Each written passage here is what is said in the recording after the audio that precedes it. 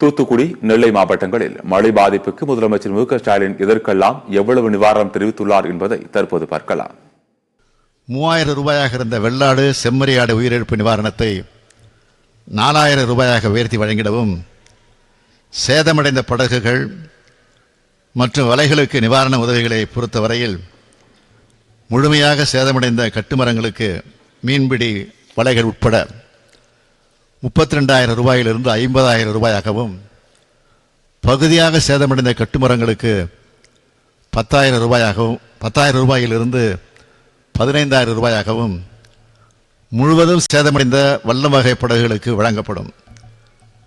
அதிகபட்ச மானியத் தொகை 75,000 ரூபாயிலிருந்து 1,00,000 ரூபாயாகவும், முழுவதும் சேதமடைந்த இயந்திர படகுகளுக்கு வழங்கப்படும் அதிகபட்ச மானியத் தொகை 5 லட்சம் ரூபாயிலிருந்து 7,50,000 ரூபாயாகவும் உயர்த்தி வழங்கிடவும், சேதமடைந்த வலைகளுக்கு வழங்கப்படும் நிவாரணத் தொகை 10,000 ரூபாயிலிருந்து 15,000 ரூபாயாகவும் உயர்த்தி வழங்கிடவும் உத்தரவிட்டுள்ளேன்.